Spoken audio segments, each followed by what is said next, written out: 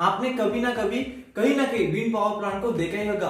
अगर आपने नहीं देखा है तो डोंट वरी, हम आज आपको बहुत अच्छे से एक्सप्लेन करके बता देंगे कि आखिर ये जो विंड पावर प्लांट है वो होता क्या है। और ये जो आप मेरे पीछे स्क्रीन पर देख रहे हो इसे ही हम विंड पावर प्लांट कहते हैं। और इस विंड पावर प्लांट में जो आप पवन चक्कियां देख रहे हो, इस पवन चक्कियों की मदद से ही विंड पावर प्लांट में इलेक्ट्रिसिटी को जनरेट किया जाता है। बट अब ये सवाल आ रहा है कि इस विंड पावर प्लांट में जो पवन चक्की आप दिखाई दे रही है, इस पवन चक्कियों में ऐसा क्या इक्विपमेंट लगा हुआ है कि वो हवा की मदद से वो ब्लेड को तो घुमाता है बट इलेक्ट्रिसिटी को जनरेट कर लेता है। ऐसा कौन सा इक्विपमेंट है? तो डोंट वरी, इन्हीं सारे सवालों के जवाब देने के लिए तो हम इजी टू लर्न के माध्यम से आपके सामने हाजिर हुए हैं। अगर आप में से कोई electrical diploma, electrical engineering, electrical field से बिलोंग करते हो या फिर इलेक्ट्रिकल फील्ड में आपकी कोई रुचि है तो आपको ये हमारा चैनल जरूर सब्सक्राइब करना चाहिए ताकि इसी तरह की इंफॉर्मेटिव और रोचक वीडियो आपको मिलते रहे। चलिए तो आज का वीडियो हम शुरू करते हैं।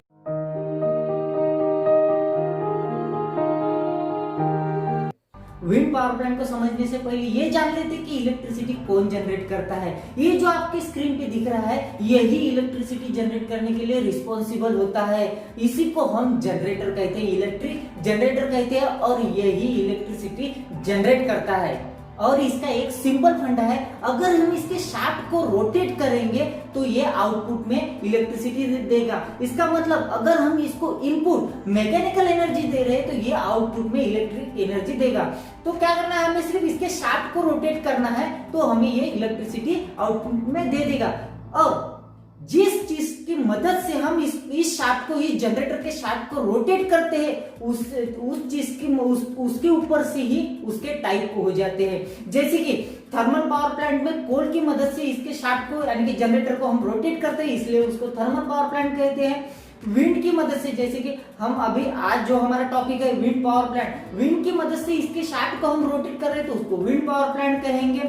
या फिर डीजल इंजन की मदद से या पेट्रोल इंजन की मदद से, गैस इंजन की मदद से हम इसके शाफ्ट को अगर रोटेट करेंगे तो उसको gas engine, diesel power plant, gas power plant या पेट्रोल पावर प्लांट भी बोलेंगे। हाँ, यहाँ पे थोड़ा सोलर पावर प्लांट का फंडा डिफरेंट आता है। सोलर पावर प्लांट में इस तरह का जनरेटर यूज नहीं होता, सोलर प्लेट ही एक जनरेटर होती है। इसका मतलब कि इस जनरेटर से हमें अगर इलेक्ट्रिक आउटपुट चाहिए तो बस कुछ नहीं करना है, इसके शाफ्ट को हमें रोटेट करना है, चाहे कैसे भी, चाहे आप किसकी भी मदद से रोटेट कर सकते हो तो ये अपने को इलेक्ट्रिसिटी आउटपुट में दे देगा।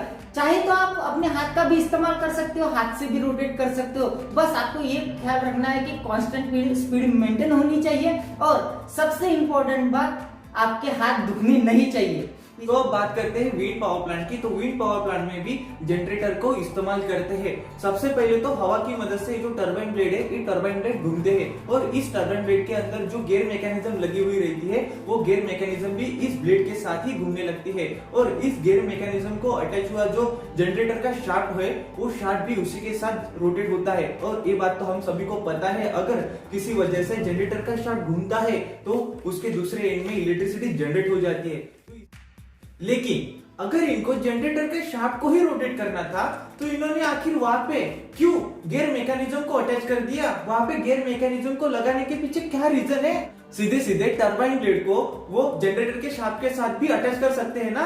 इसका जवाब मैं देने की कोशिश करता हूँ। ये जो टरबाइन ब्लेड है ये हवा की मदद से, नेचुरल विंड की मदद से रोटेट होते हैं। इसका मतलब ये ऐसा नहीं होता कि हमने हमारे घर के 2 फैन लगा दिए और बटन चालू कर दी, हवा चालू हो गई और ये टरबाइन ब्लेड रोटेट होने लगे। ऐसा नहीं होता, ये नेचुरल विंड की मदद से ही रोटेट होते हैं। और आपको तो पता है कि नेचुरल विंड जो है वो कभी कम होती है तो कभी ज्यादा होती है तो कभी होती ही नहीं है। इसीलिए गियर सिस्टम क्या करता है, माइक्रो कंट्रोलर की मदद से टरबाइन की स्पीड जो है वो मेजर करता है और गियर सिस्टम को कमांड भेज के गियर सिस्टम में गियर चेंज करते स्पीड को कांस्टेंट रखने में मदद करता है। और ये जो कांस्टेंट स्पीड है वही जनरेटर तक पहुंचाता है और इसी वजह से हमें कांस्टेंट इलेक्ट्रिक आउटपुट मिलता है। इसीलिए हम यहाँ पे गियर सिस्टम इस्तेमाल करते हैं और यही मेन रोल है उस गियर सिस्टम का। इसी को और अच्छे से समझने के लिए हम इसकी एक ब्लॉक डायग्राम समझ लेते हैं, एक ब्लॉक डायग्राम देख लेते हैं, उसके ऊपर से आपको अच्छे से और डीपली समझ में आ जाएगा। तो इस ब्लॉक डायग्राम में सबसे पहला ब्लॉक आता है टरबाइन ब्लेड का। तो टरबाइन ब्लेड जो है वो हवा की मदद से रोटेट होते हैं और ये रोटेशन वो प्रोवाइड करते हैं गियर मैकेनिज्म को, जो कि हमारा इस ब्लॉक डायग्राम का दूसरा ब्लॉक है और एक गियर मैकेनिज्म की मदद से वो कांस्टेंट रोटेशन जो है वो जनरेटर के शाफ्ट को प्रोवाइड करता है और जनरेटर जो है वो हमारे इस ब्लॉक डायग्राम का थर्ड पार्ट है, थर्ड ब्लॉक है।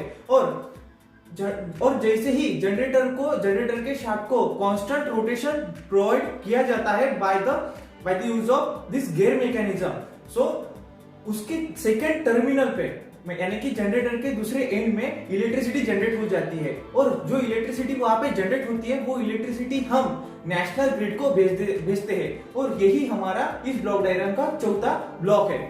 अब देखो नेशनल ग्रिड का जो ब्लॉक है यहाँ पे लेने के पीछे भी एक रीजन है, जो इलेक्ट्रिसिटी जनरेटर के थ्रू जनरेट हो रही है वो इलेक्ट्रिसिटी हमको कहीं ना कहीं तो यूज करनी थी, तो इसीलिए हमने क्या कर दिया, नेशनल ग्रिड को वो इलेक्ट्रिसिटी भेज दी ताकि इस इलेक्ट्रिसिटी का यूज सब लोग कर सके।